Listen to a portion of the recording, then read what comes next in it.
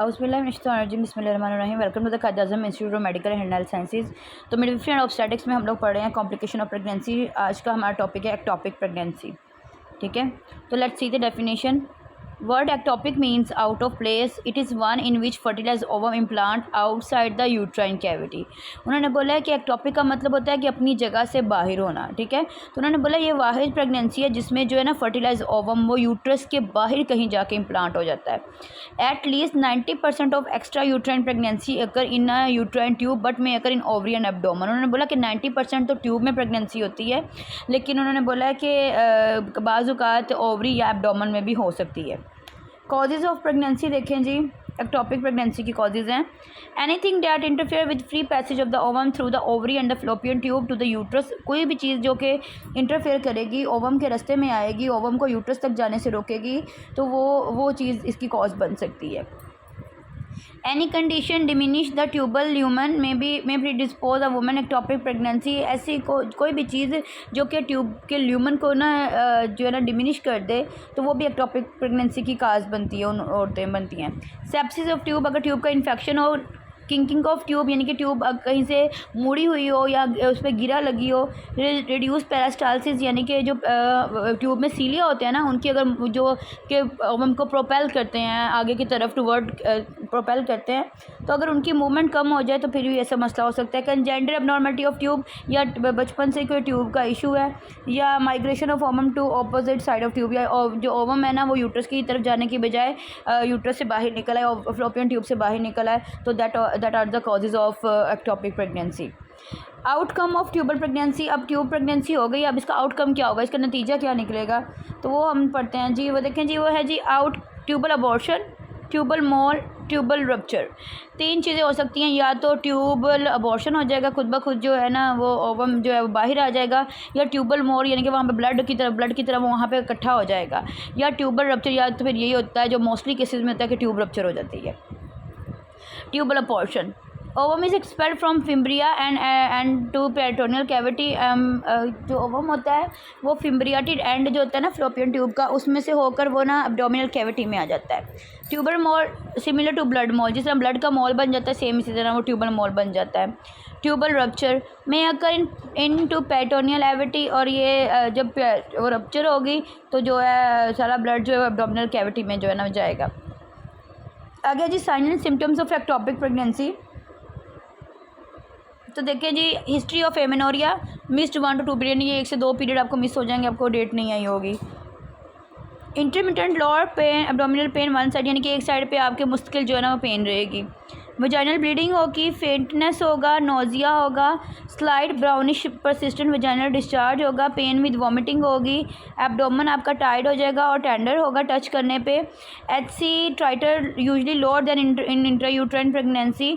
जो intrauterine pregnancy में उस वीक्स में जितने आपका HCG का लेवल आएगा, उस लेवल से एक्टोपिक प्रेगनेंसी का लेवल जो होगा ना HCG का वो कम होगा।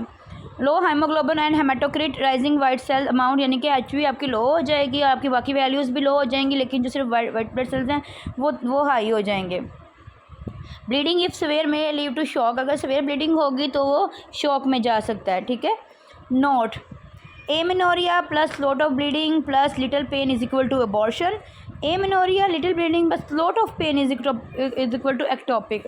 अगर तो एमेनोरिया भी है और ब्लीडिंग बहुत ज़्यादा हो रही है और पेन कम हो रही है तो इट्स मीन इट्स अबॉर्शन, और अगर एमेनोरिया है, ब्लीडिंग कम हो रही है और पेन बहुत ज़्यादा हो रही है तो it's mean it's ectopic pregnancy. Okay, then है जी sign and symptom of rupture tube. कैसे पता लगेगा कि ट्यूब रप्चर हो गई है, तो देखिए सडन सीवियर पेन होगी वो, ठीक है, यहाँ पे है जी सडन सीवियर पेन होगी, रेफर शोल्डर पेन होगी, कोल्ड एंड क्लैमी स्किन ठंडी हो जाएगी उसकी, रैपिड पल्स हो जाएगी, BP लो हो जाएगा, और ब्रेथलेसनेस वॉमिटिंग, यानी कि सांस लेने में मसला होगा, वॉमिटिंग हो रही होगी, एब्डोमेन टाइट हो जाएगा और टेंडर टू टच होगा। इफेक्ट ऑन पेशेंट, पेशेंट पे क्या इफेक्ट पड़ेगा। Woman history of early sign of pregnancy include amenorrhoea about 6 to 10 weeks. Patient को जो है ना एमेनोरिया जो होगा वो 6 to 10 वीक्स का होगा औरत की हिस्ट्री में। She may have a localise pain on one side, उसको एक साइड पे दर्द होगी। Then she may have sharper sharper intermittent pain following generalise abdominal discomfort as blood spill into the abdomen. फिर उन्होंने बोला शार्प पेन होगी क्योंकि जो ब्लड है ना वो उसके एब्डोमेन में इकट्ठा होना शुरू हो जाएगा। Referred pain to shoulder, pain जो है वो शोल्डर में चले जाएगी। Bleeding provision due to falling hormone and क्योंकि हार्मोन एंड फॉल हो रहे हैं तो इसलिए प्रोविजन ब्लीडिंग जो स्टार्ट हो जाएगी। इमीडिएट मैनेजमेंट देखें जी क्या है। इमीडिएट मैनेजमेंट हमने क्या करनी है इसकी, cross match blood and arrange for immediate laparoscopy, do not wait for blood for performing surgery. उन्होंने बोला पहले तो ब्लड का अरेंज करना है और लेप्रोस्कोपी करनी है सॉरी, और उसके आपने वेट नहीं करना ब्लड का, आपने फ़ौरन से लेप्रोस्कोपी कर देनी है, स्टार्ट ब्लड बाद में आ जाएगा। At surgery inspect both ovaries and fallopian tubes, आपने सर्जरी में देखना है कि दोनों ओवरीज और दोनों फ्लोपियन ट्यूब्स को देखना है। If there is extensive damage to tube perform salpingectomy, the bleeding tube and the product of conception are excise together. उन्होंने बोला कि अगर तो ज़्यादा सवेयर ट्यूब डैमेज होगी तो हमने ट्यूब को निकाल देना ब्लीडिंग प्रोडक्ट्स के साथ। This is a treatment of choice in most cases में उन्होंने बोला ऐसा ही होता है। Rarely if there is little tube damage, लेकिन अगर उन्होंने बोला बहुत रेयर होता है कि ट्यूब कम डैमेज हो, पर परफॉर्म सल्पेंजियोस्टमी, आपने फिर क्या ना सल्पियोंजोस्टमी करनी है। उसमें क्या करते हैं आप प्रोडक्ट ऑफ कंसेप्शन उसको रिमूव कर देते हैं, लेकिन आप फ्लोपियन ट्यूब को जो है ना वो कवर कर लेते हैं। This should be done only when the conservation of fertility is very important to women, और ये उन केसेस में होता है जहाँ पे औरत को बच्चे लेने की बहुत ज़्यादा ज़रूरत होती है, उन केसेस में से करना है। As the risk of another ectopic pregnancy high, और लेकिन फिर ये होगा कि उनमें टॉपिक प्रेगनेंसी दोबारा होने के चांसेस भी हो सकते हैं। आगे है जी treatment of rupture topic, admit in hospital, report doctor को रिपोर्ट करनी है, शॉक को ट्रीट करना है, एविलाइन मेंटेन करनी है, elevate the foot and bed, foot वाली साइड बेड की जो है ऊपर कर देनी है, record BP and TPR every 15 minutes, BP और टेम्परेचर पल्स एस्पिरेशन आपने हर 15 मिनट बाद नोट करनी है, ब्लड ग्रुपिंग करनी है, क्रॉस मैचिंग करवानी है और ब्लड ग्रुप का अरेंज करवाना है। प्रिपेयर फॉर ऑपरेशन सेल्पिंजेक्टमी, आपने सेल्पिंजेक्टमी के लिए उसको रेडी करना है। डिफरेंशियल डायग्नोसिस देखें, the most common differential diagnosis for topic present threatened abortion, यानी कि थ्रेटन्ड अबॉर्शन भी हो सकता है। सेल्पिंजाइटिस यानी कि इन्फ्लेमेशन ऑफ द ट्यूब्स भी हो सकती हैं। अपेंडासाइटिस, अपेंडिक्स का भी मसला हो सकता है, अबॉर्शन भी हो सकता है। Torsion of pedicle of ovarian cyst, lateral displacement of uterus retroverted भी हो सकती है और ओवेरियन सिस्ट भी बन सकता है। अक्यूट और क्रोनिक पीआईडी यानी कि अक्यूट और क्रोनिक पेल्विक इन्फ्लेमेटरी डिजीज़ भी हो सकती है और ओवेरियन सिस्ट भी बन सकती है।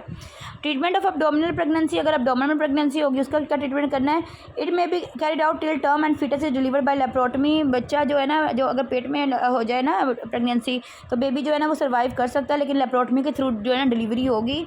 और if it die it also remove by laparotomy, cord is clamped and no attempt should be made to remove placenta as uterus is already contracted, no bleeding will occur. उन्होंने बोला है कि आपने क्या करना है कि फीटस को रिमूव कर, अगर फीटस डेड हो गया तो आपने लेप्रोटमी के जरिए उसको रिमूव करना है, लेकिन आपने ना कॉर्ड को क्लैम्प कर देना और प्लेसेंटा को रिमूव करने की आपने ट्राई जो है ना वो नहीं करनी। यूट्रस जो है ना वो कॉन्ट्रैक्ट होगी और ब्लीडिंग वगैरह जो है ना वो नहीं होगी। ठीक हो गया। तो ये था जी हमारा टॉपिक प्रेगनेंसी का टॉपिक और उसकी सारी मैनेजमेंट, तो ये आप लोगों ने जो है ना अच्छे से याद करना है।